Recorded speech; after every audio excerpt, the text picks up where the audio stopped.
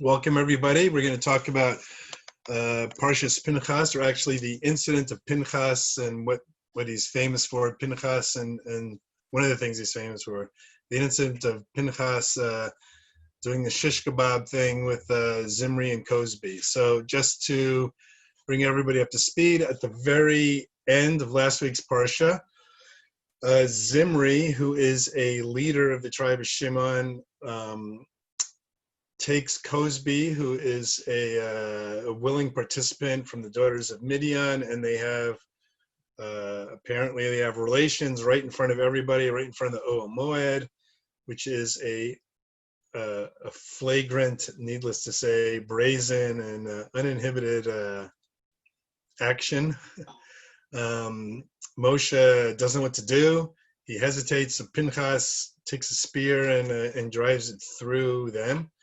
So at first glance, Pinchas is a good guy. Zimri and Kozbi are the bad guys, and Jewish tradition even says, makes a comment that that somebody, it gives the example that somebody who is hypocritical is somebody who acts like Zimri but expects the reward of Pinchas.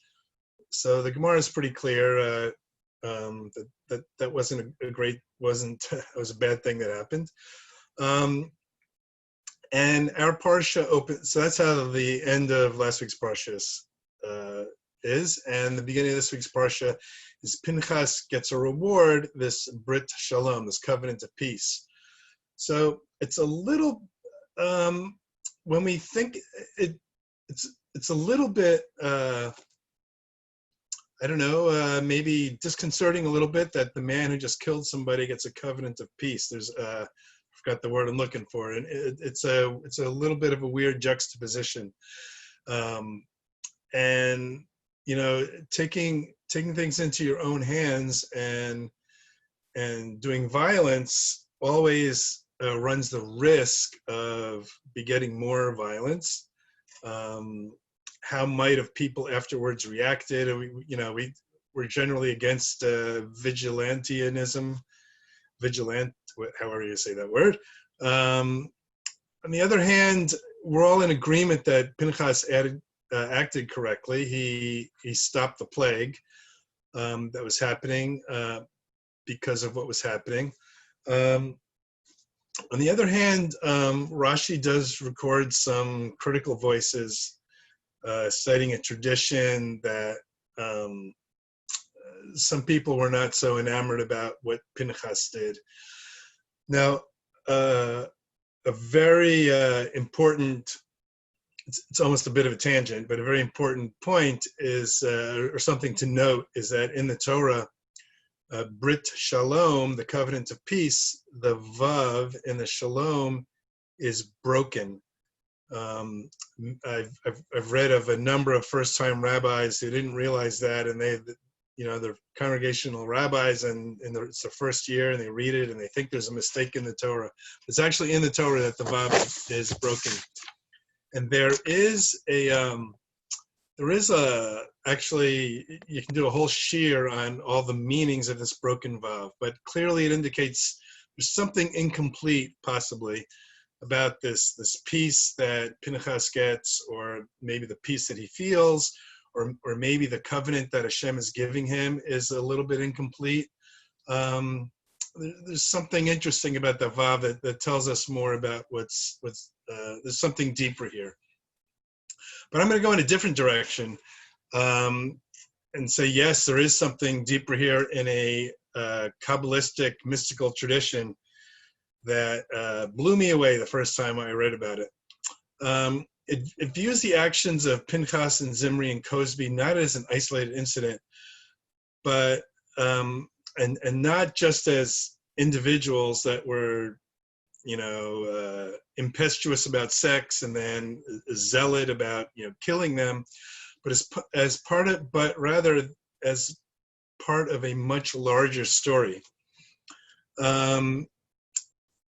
This mystical tradition doesn't really reject the bottom line that Pinchas, generally speaking, was a righteous person here, and Zimri and Kozbi were sort of the evil people here.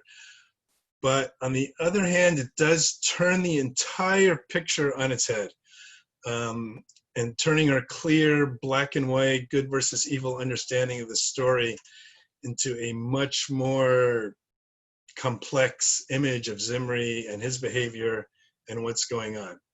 So let's start by looking back at Zimri's behavior. What was he thinking, right? Did he just have sex on the brain, or was there something deeper going on? So the mystics, of course, look at the deeper things, deeper aspects of what's going on. And they say that his behavior was ideologically motivated, that he and many others before and after him, I'm going to use the term inclusionist.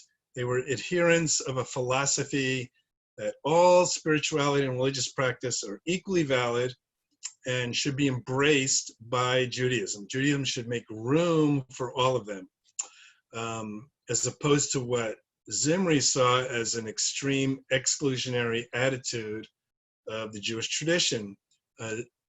Zimri believed that non-Jews and other non-Jewish forms of worship should be brought into the camp of Bnei Israel, so to speak. Okay, fine. So that's a very inclusionist view. And I think because of, we know how the story turned out, Judaism rejects such an inclusionist view.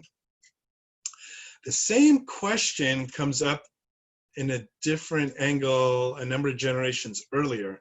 I want to talk about the story of Yaakov and his children when they were living near the town of Shechem and the incident of Shechem. So extremely briefly, as we probably know,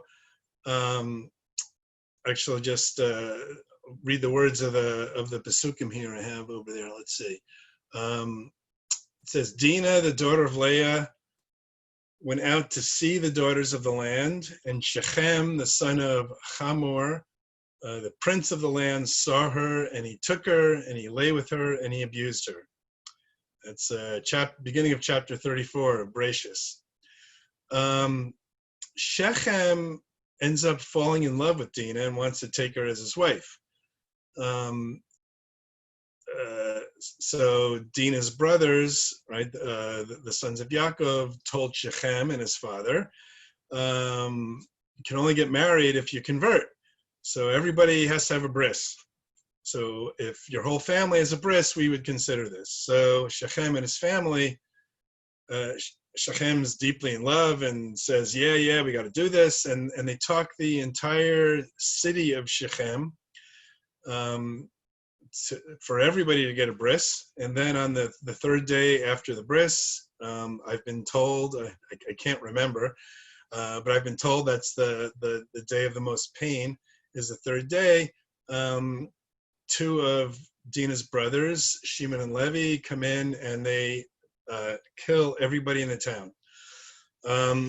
So while certainly you can argue that what happened to Dinah was unforgivable and was a terrible crime, the obvious question is, is slaughtering the entire city a bit extreme? Was anybody in the town sincere? Might any of them be willing to hear about, the God of Abraham? Obviously, they didn't have a chance. So some people ask the question, well, what would have happened had Shechem lived? Was there anything positive about him? Was there anything redeemable? So obviously, at first glance, we say, well, he already showed his character, right? He was a rapist, just, interested in his selfish needs. But what's interesting is that the word rape actually isn't used here. And I don't want to delve into exactly what happened, but it said he laid with her. We have no idea if Dinah actually was willing or not. It does say he abused her, but some commentaries say that really they were talking about, I don't want to get graphic here, they're talking about sex in a sex acts in a non-traditional way. So there is this question of how this relationship might have played out. Believe it or not, just bear with me here. The Torah does say, as I mentioned, that Shechem fell in love with Dinah. It never really talks about how Dinah felt about everything.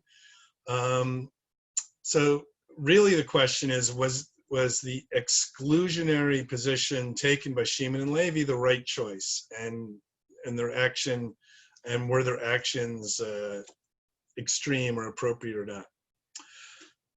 Now, this is where it gets really interesting right here. So there's at least one Midrash that says the entire episode of Dinah was a punishment for Yaakov's own exclusivism. Dinah, the Midrash goes, Dinah had been kept under lock and key so that Esav would not see her and want to marry her. As we know, as some of us know, the Midrash also says that Esav originally was destined to marry Leah. And that's why Leah did the switcheroo with Rachel, and they ended up both marrying Yaakov. So now Esav, the Midrash goes, Esav wanted to marry Dinah, but Yaakov wanted to protect her from that, so he kept her under lock and key. And the Midrash suggests that perhaps Esav could have been rehabilitated under the influence of somebody as righteous as Dinah. So there's a connection between those two. There's a mystical tradition. All right, strap on your seatbelts here. There's a mystical, good job, Michael. There's a mystical tradition here that says, are you ready? Some say it's from the Arizal. It says that Kozbi and Zimri were reincarnations of Dinah and Shechem.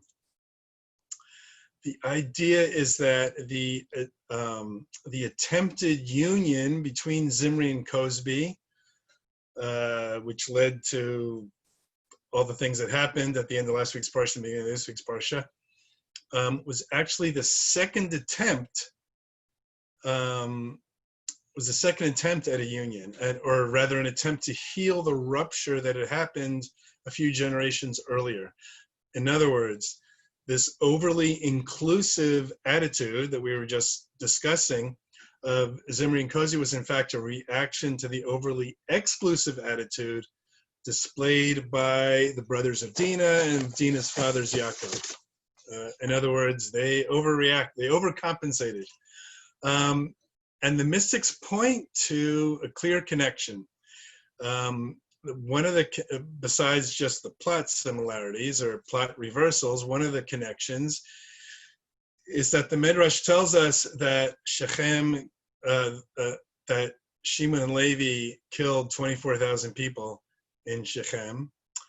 And the Torah also tells us that the plague that happened when Zimri and Kozbi were doing their thing and all the people were cavorting with the women of Midian, it also says that 24,000 people died. So there's so some say that this recurring 24,000 really is hinting at the exact connection that we're talking about. Now, let's take this one step further. This is Zimri and Kozbi were really act 2 of a 3-act play.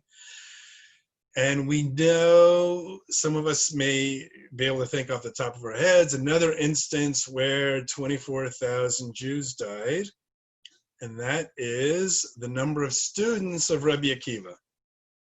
All right, so how do we fit that in here?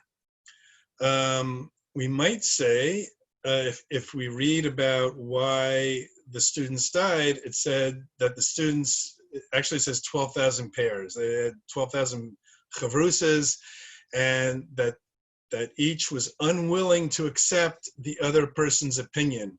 They didn't treat their fellow scholars with respect. So in a sense, that's an exclusionist thing. I'm excluding, I'm not going to listen to your ideas, and that was their punishment. It's a whole topic for another time of how Rabbi Akiva, who's the one who said, love your neighbor as yourself, could have 12,000 students who acted that way. But that's a separate tangent we're not going to go down. Mike, you still have your seatbelt on, because here's the third part. Good, all right. The third part is that Sefer HaGilgalim, the Sefer of, I think it's from there, Reincarnations, says that Zimri and Shechem were then also reincarnated into Rabbi Akiva and his later wife. So let's see how all this fits now, all right? So what do we know about Rabbi Akiva that matches with this mystical tradition? If there's one thing we know about Rabbi Akiva, as I just mentioned, it's that he taught love your neighbor as yourself. So he preached tolerance and inclusivity. On the other hand, he also preached appropriate boundaries and appropriate aspects of exclusivity. And it's best illustrated by the following story, which I think is mentioned in the Midrash. I know Tosfos mentions this story. One of the Roman rulers named Tarnus Rufus was very upset with Rabbi Akiva, because Tarnus Rufus was trying to prove how ridiculous Judaism was, and he kept sending Rabbi Akiva questions, and Rabbi Akiva was so brilliant, he answered them. He answered each one, and Tarnus Rufus actually became depressed about it. So Tarnus Rufus' wife, one day said, well, what are you so depressed about? And Tarnus Rufus explained the whole thing. And together they hatched this great plan. They said, you know what? Let's let the wife go and try to seduce Rabbi Akiva, because we know God doesn't like that kind of stuff. And then, Rabbi Akiva will be a disgrace and things will be great for you. So they actually try that. The wife goes over, and, the wife is positing these questions or doing this or that. The wife ends up being smitten with Rabbi Akiva and says, and eventually, so not only is she trying to seduce her, but she actually is falling in love with him. And finally he says, is there any way I can marry you? And he said, well, if you didn't have a husband and if you convert, I'd be interested also, but that's not in the cards right now. So she's pretty depressed, but what happens is eventually Tarnus Rufus dies, and she converts, and she marries Rabbi Akiva. So what's the point of this story is that Rabbi Akiva acted in the opposite manner of Zimri and Kozbi. He withstood the temptation. So he was inclusive, like Zimri and Kozbi, but he was principled. He still had boundaries, like Shechem and Yaakov and his brothers, and this was sort of a rectification. So it was, like Goldilocks, right? Too hard, too soft, just right. Right. So in the first instance, Shechem and Dinah were in a context of things being too exclusive. Zimri and Kozbi were way overly inclusive.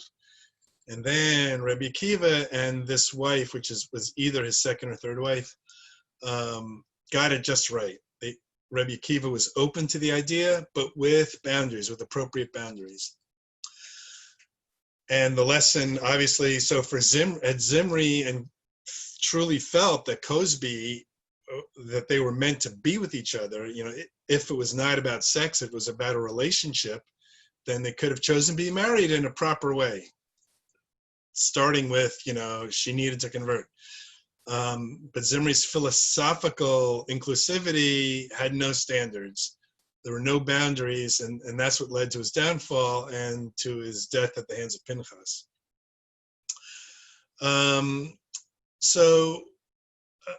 The Gemara tells us that the area of Shechem, it doesn't use these words, I'll paraphrase it, had bad karma. So it was not only there that that Dinah was taken, and it was there that Shimon and Levi slaughtered the entire town. It was also the place where Yosef was sent by his father to look after his brothers, and then he ended up getting taken and sold into slavery. So there were bad reverberations from that incident, from that area. And what happened afterwards was an eventual tikkun, an eventual rectification of the things that happened. So the lesson here is, I don't have a big overbroad lesson, but the lesson here from this story is that from a mystical point of view, the Torah doesn't tell simple stories necessarily, or what seems to be a simple story. The story of Zimri and Kozbi is really just one scene in a 1,500-year story, which takes place in 3 different acts, in which souls travel through time in search of rectification to repair past mistakes. So the small take-home lesson for us is that there are mistakes in our past, and that may include this life, or maybe it includes prior lives, who knows. Judaism has made mistakes in the past, or the Jewish people have made mistakes in the past. So as our lives go forward, our job is to try to correct those mistakes. And if we're not a mystic and we don't know exactly what those mistakes are, and it probably includes all of us, then what we do know is what the Rambam preaches as the middle way. Meaning we're not extreme in this direction, we're not extreme in that direction. We try to take a middle path, try to just do the mitzvahs, do what Hashem tells us to do. And if we act appropriately and do those right things, be a mensch, etc., hopefully that will help rectify the world, tikkun olam in its purest sense.